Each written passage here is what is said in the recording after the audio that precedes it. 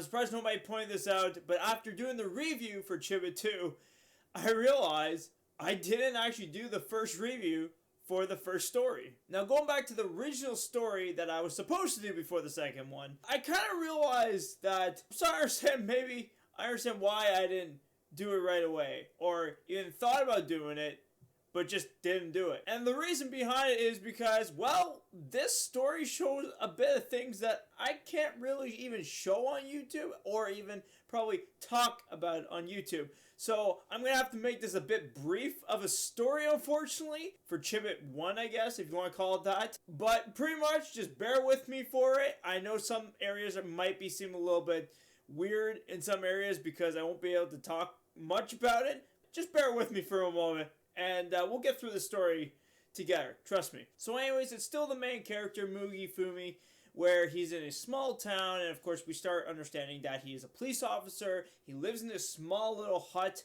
where he pretty much does police work, but unfortunately his police work is sleeping half the time because apparently he does this night and day. So I guess he's just busy all the time. But once you start hearing about the crimes and everything that's happening in this, it's more of like almost like volunteer service work, if you want to call it that, which is where he was saving a pumpkin from a well. So really, he wasn't really doing much crimes. It was more like if something happens, they would call him and he would take care of their problems. So pretty much to say, it was a safe town and really nobody really needed a lot of help. But the one problem that does show up at the start of the story, where is there were two people fighting. But unfortunately, when we find out that it was two people, he meant not actual people. He meant a bull and a pig. And unfortunately, Mogie Fumi lost to the bull, which then the guy that called for his service had to deliver him back to the police station. So I don't know if he was that tough of a police officer or not, or maybe that bull was just too tough. But I will say, bulls are pretty tough, so I can understand that. As we continue and move on throughout a little bit of the areas of the story, you find out that he randomly stumbles upon a little teapot that floats around in the air, and he tries shooting it down, but since he's such a bad shooter, the only person that knocked down was his little brother with a slingshot. Yes, his little baby brother was the one that knocked the thing out of the sky. Maybe he should have been the cop. I'm starting to understand the story. But then anyways, as they get back and they're looking at this little teapot, the sister and the little baby brother take off for a moment, and he meets this girl that pops out of the teapot, and then as he's figuring out who she is and saying that, oh, you're just from the West Coast, you're not an alien, it kind of shows like things that, you know, what an alien might look like, you know, in real life. Yeah, that's as far as I can go after that part.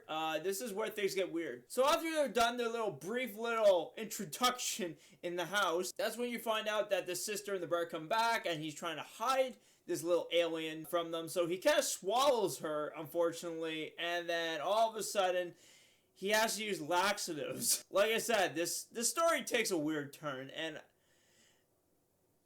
you see why I said the second one's not a lot better here. I just want to point this out. But then anyways, after doing his business and him trying to apologize for what happened, the call happens and there's a ruthless villain that is taking hostage to somebody. So anyways, he runs to the farmer and he tries taking out who's there, but unfortunately, it's a tomato. He has hostage is a tomato, and he tried negotiating with an apple. Give me the tomato and you get this nice apple. Because you don't want a tomato. Who wants a tomato? Well, there's a lot of possible things you could do with a tomato. How do you think ketchup was made? A tomato. I'm sorry to tell you. But then anyways, of course, then Chibit steps in and helps him out a little bit, which knocks out the bad guy, and sure enough, he wins! And everybody loves him all of a sudden for him doing great service and saving a tomato. And that was pretty much the story. I know that the story might sound a little off and weird, and maybe some people might ask questions, but like I said, there's things I would love to tell you, but I'm not allowed to tell you, because if I did, I don't know if YouTube would like that. But anyways, to give the story a rating, I'll have to give it like a 3.5 out of 10, because one, I can't tell you the whole story, and two, I'm just a little concerned about the story at the same time. But anyways, guys, hope you guys are watching. Hit like for, subscribe if you're new, of course. Like I said, yes, like this is a bit of a confusing story to do a review on, and I know there's parts that I have to cut out, unfortunately, for this story to explain slightly a little bit more. But I know it does feel short to just do a review on this story, but I figured let's just do the story anyways, and let's just get the review done so that way you guys know that I actually did a review on Chibit 1 and not just randomly skip on it for no reason. So that's my answer to this.